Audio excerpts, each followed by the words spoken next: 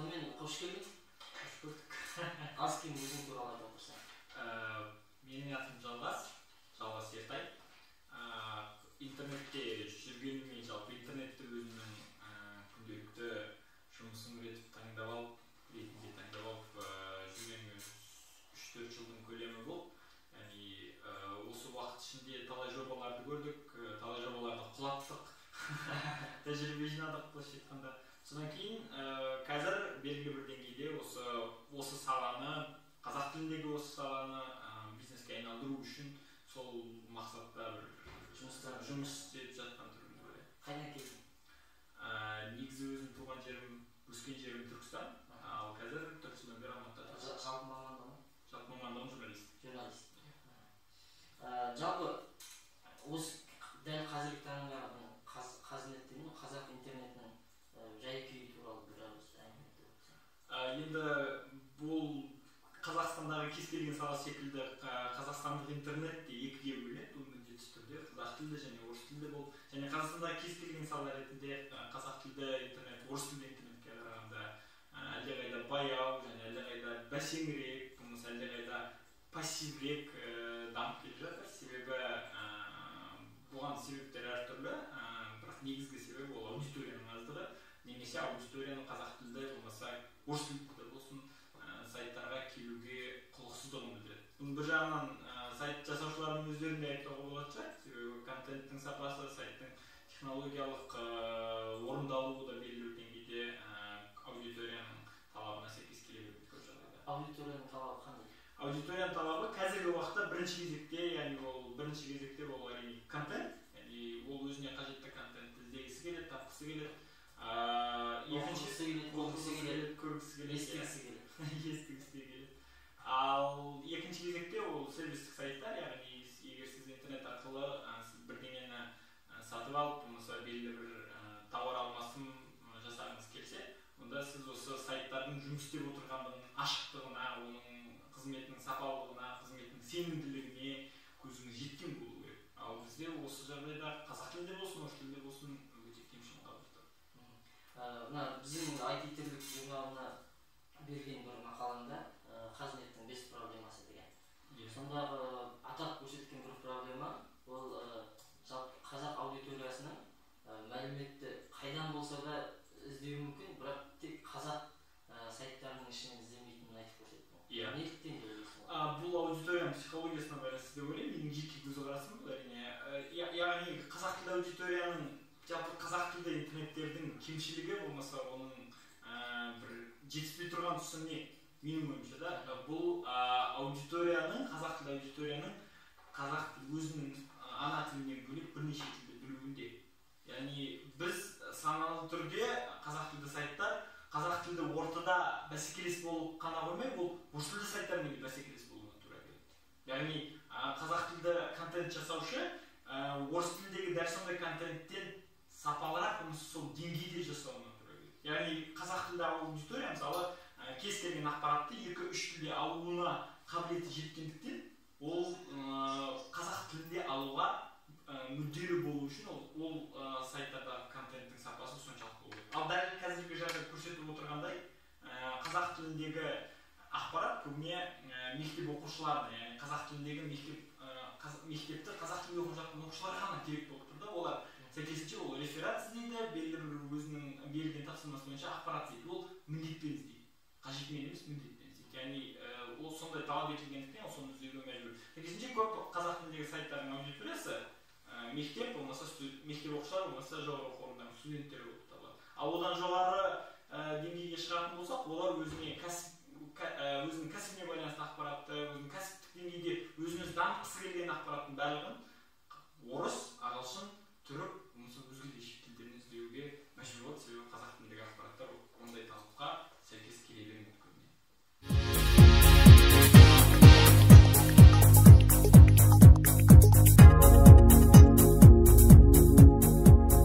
Қазіргі таңда қазақ сайттары жоқ емес бар.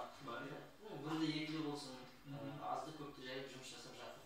Және ол сайттарға қазіргі таңда жұмыс жасап жатқан сайттарға аудитория да бар. Мысалы, менің қолымда сен берген мәліметке сүйенетін болсам,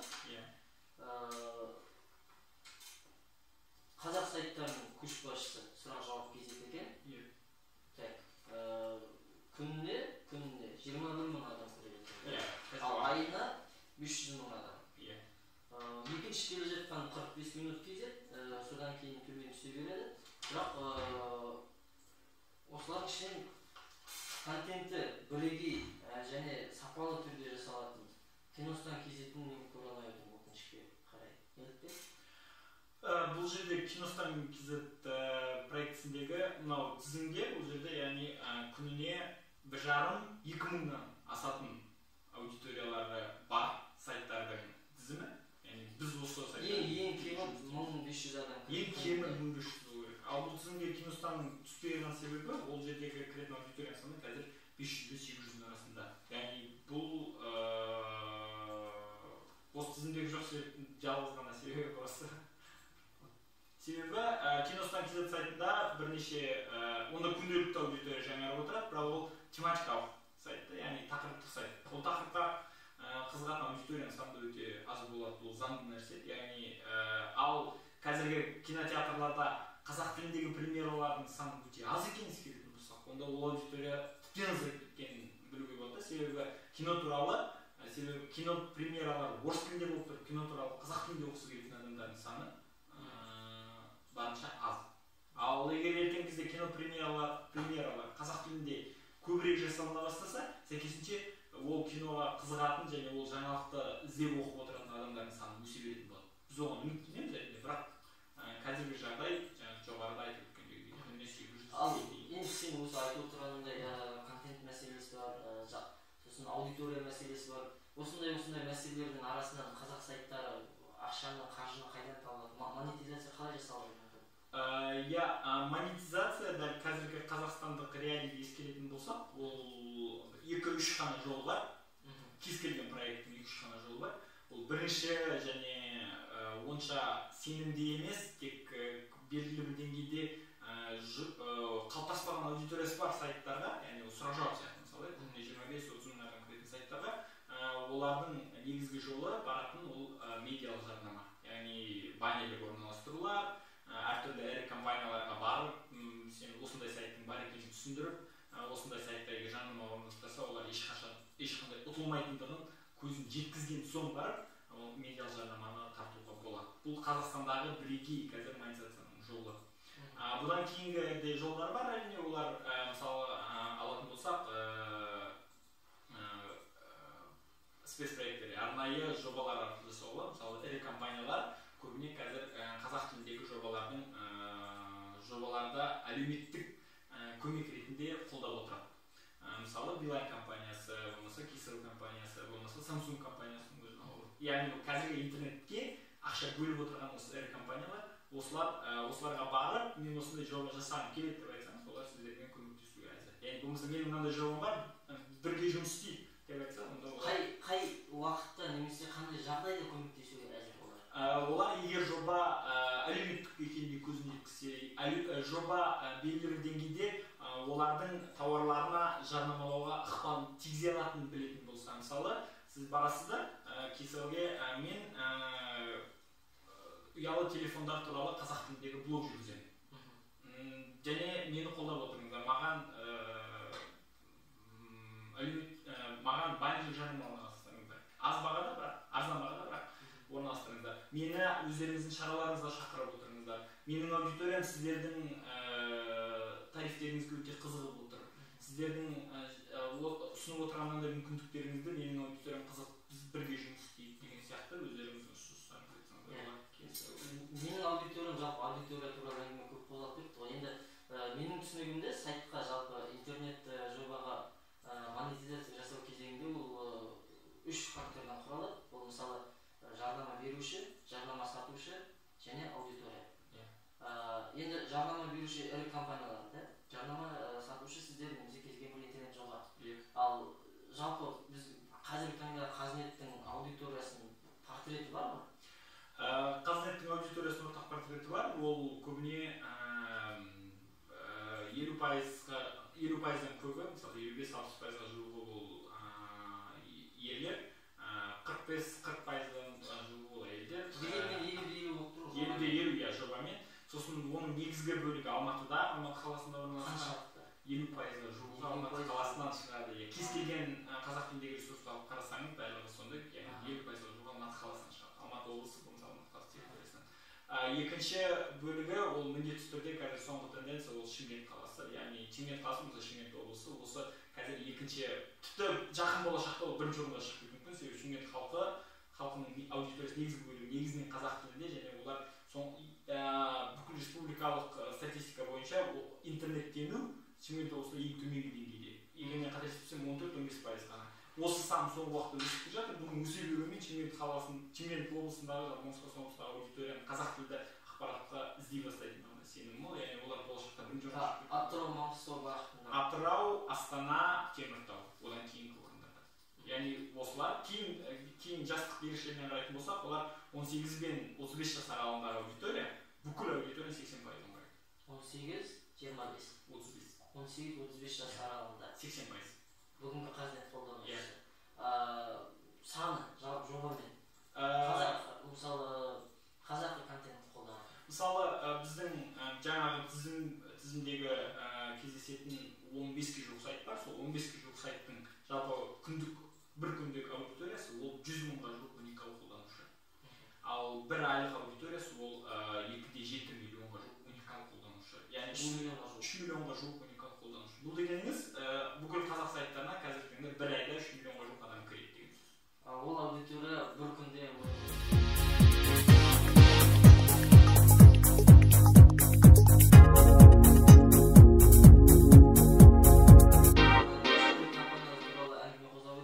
жалпы сол ірі компаниялардың біздің қазақ сайттарына көзқарасы қандай?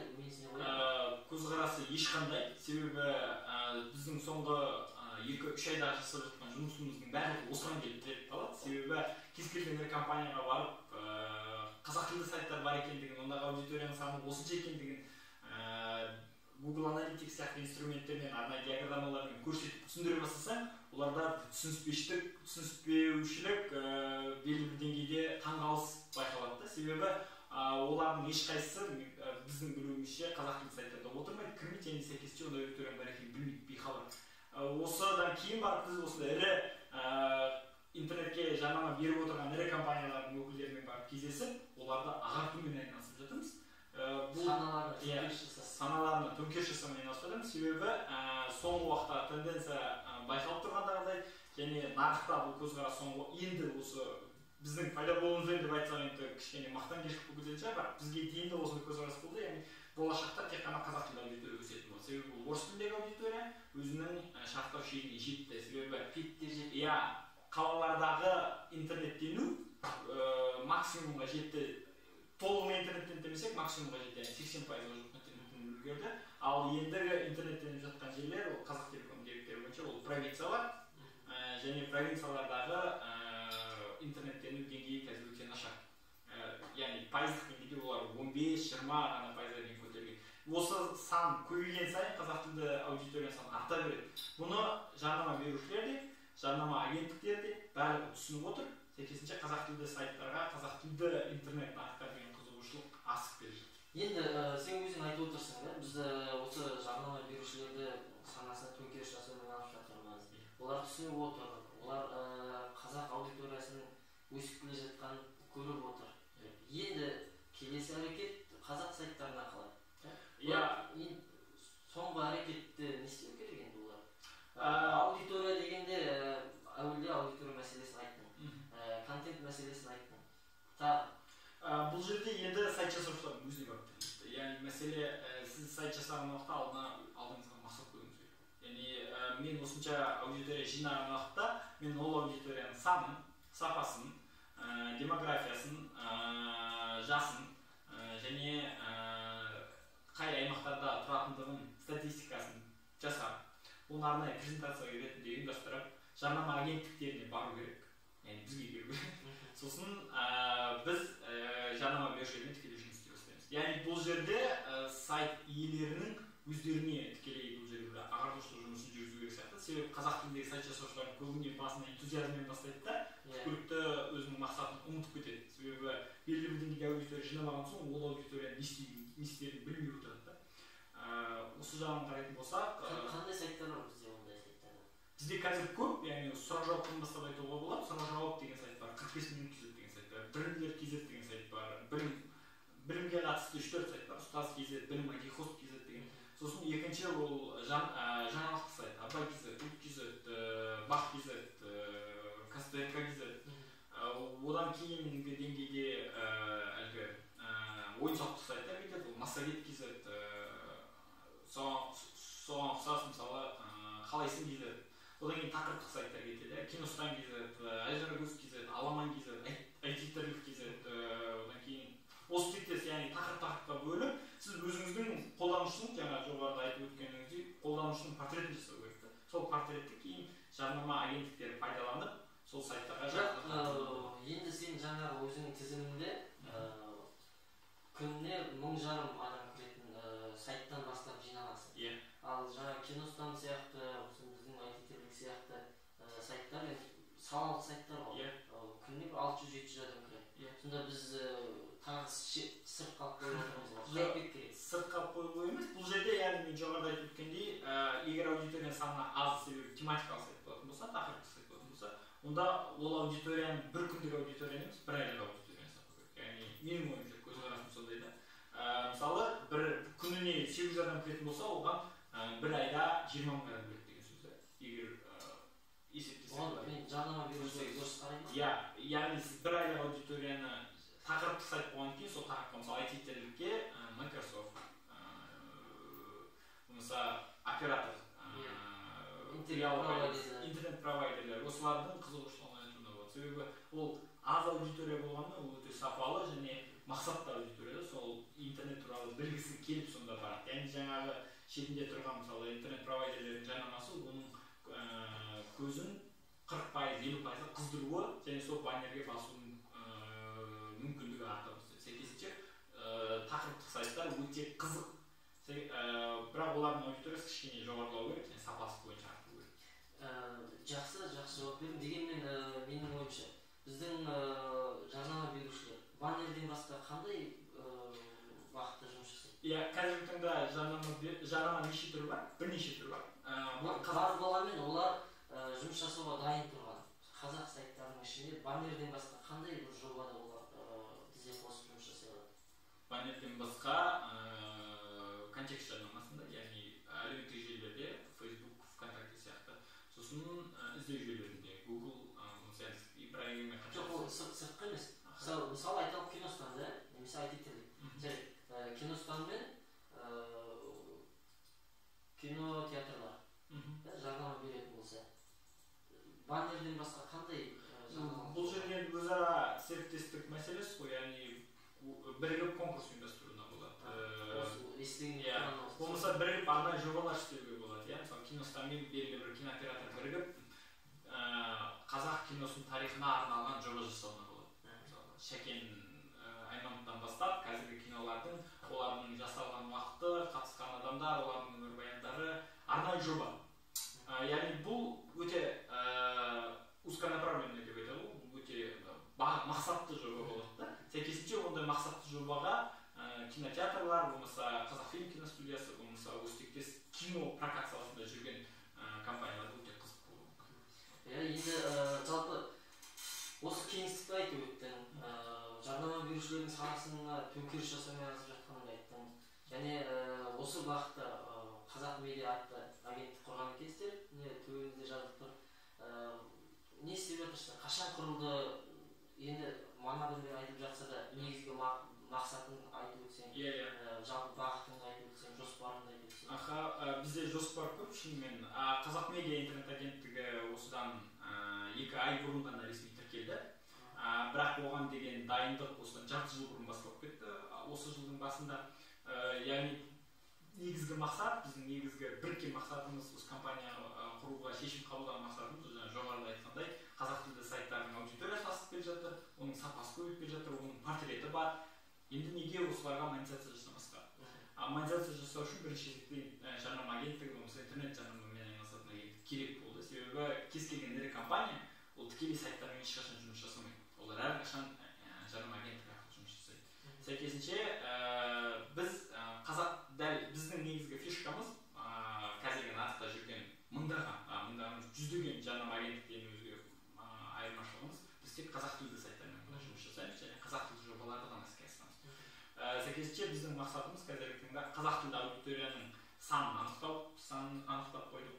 Қазақ тілді негізгі ресурстарды анықтау, ол ресурстар бізде бар. Портрет, аудитория портреті. Аудитория портреті бізде бар. Негізгі мақсат қазір жоғарыда айтып өткендей ол ағартумен айналысу. Жарнама агенттіктері, ірі жарнама агенттерімен кездесіп, олармен көзқарасын өзгертумен айналысу. Сайт иелерінің өздерінің. Сайт иелерінің өздерінің де сауатын көзқарасын өзгертумен айналысамыз. Олар ол сайттан жарнама табуға болатындығына көзін жеткізу, ол үшін не істеу керектігіне біз көмектесіп отырмыз осы тұрғыда. Жарнама сайт иелерімен де, жарнама берушілермен де екі ортадағы делдалымыз бұл. Ал жоспарлар туралы айтатын болсақ, біздің негізгі жоспарымыз интернет жарнамадан бөлек, жаңа жоғарыда айтып өткендей арнайы жобалармен айналысу. Мысалы, қазіргі таңда Қазнетте арнайы жобалар жыл сайын жүздеген арнайы жоба жүзеге асады.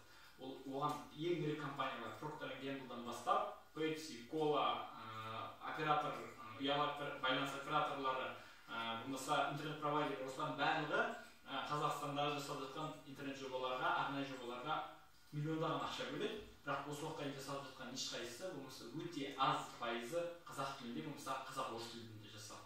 Осы мақсат негізгі ірі компаниялардың қазақ тіліндегі арнайы жобалар жасауына, себебі қазақ тілді аудиторияның саны асып келе жатқандығы себепті жасауына көзін жеткізіп, соған мүмкіндік беру. Осы тұрғыда біздің негізгі жоспарымыз болашақта. Кім болып ашсыңыздар? Бұл жобада кімдер бар? Қазір менен бөлек Ербол Сәтбай бар, сұрақ жауап сайтында комиссия, содан кейін Айжан Кәрібаева бар. Ол қазіргі таңда екпінде журналист болып жұмыс. Осы үш адам қазір біріктік. Болашақта біздің санымыз көбейетін болады, сапамыз да артатын болады, айналамда жүрген ақшамыз да көбейетін болады деген үміттеміз. Солай деп үміттенеміз, сәттілік тілеймін. Бастаған жұмыстарыңыз алға баса берсін. Тынбаңыздар. Рахмет. Сонымен құрметті көрермендер, бүгін бізде өте жақсы сұхбат болды деген ойдамын. Бізде қонақта болған Қазақ медиа интернет агенттігінің жетекшісі Жалғас Ертай. Қош болдыңыз.